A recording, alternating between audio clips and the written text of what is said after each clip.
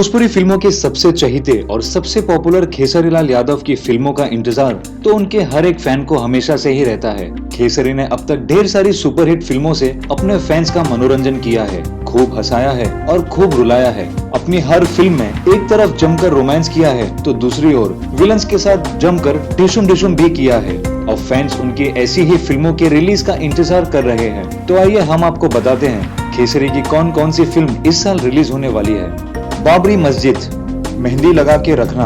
इस फिल्म में खेसारी लाल यादव काजल राघवानी के साथ नजर आएंगे। जिसके बाद रिलीज होगी दिलवाले। इस फिल्म में खेसारी और अक्षरा सिंह की जोड़ी है। प्रेम रोग में काव्या सिंह है। जिसके बाद दर्शक देखेंगे अब हुई प्रेम युद्ध। जी हाँ, अब हुई प्रेम युद्ध में खेसारी लाल के साथ शुभी शर्मा है।